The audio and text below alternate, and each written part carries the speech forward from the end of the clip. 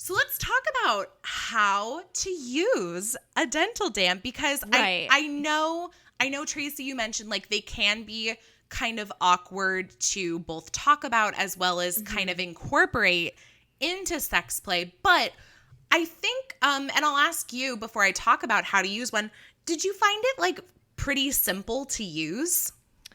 I didn't, because I didn't know that you're supposed to hold it down.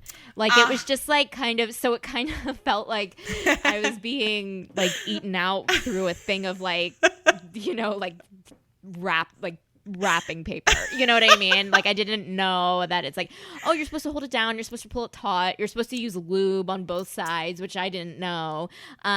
It was just kind of like, oh, I just felt like it honestly felt like saran wrap. And we were like, what are we doing? Which, Like, I mean, and if that's your experience, and again, let's blame the world for not making this a regular part of sexual education. no, but you're 100% right. Yeah. Yeah, it's like if you don't know any better, why you might have this negative connotation with it without really knowing how to properly use Yeah, it. 100%. Because I'm just like reading right now of like, oh yeah, I had no idea. Like, yeah, this is exactly what happened. Of like we were supposed to hold it down and use lube, and it did feel like the sensation wasn't there, and we ended up throwing it away and not using it, and I took a risk, but obviously it ended up being okay. But like, but yeah, I was like, oh, now that I know, now I think I might incorporate dental dams again.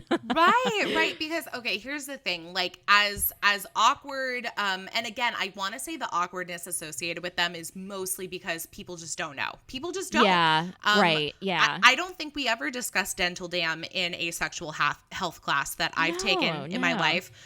So they're pretty straightforward, though, to use. Like, you open the package, there's a perforated edge. Do not use scissors. Do not use your teeth. You could tear them. So once it's out of the package, you unfold it. And this is where the one tricky part comes in that Tracey mentioned, which is when you pull the dam out to what is a comfortable stretch point for you to maintain for the duration of your cunnilingus or analingus. A lot of people have a hard time finding that sweet spot. And so I'm going to turn to the words of a sex educator, Dr. Nadine Thornhill. And her advice is the tauter you pull the dental dam over your partner's genital and anus, the better it will feel for them. But then at the same time, the tauter it is, the harder it will be for you as the giver to maintain that level of tension without your arms getting tired because you're holding it in place. So the trick is to find an amount of tension that you can pull on for an extended period of time, because keep in mind, you're going to have to hold it there.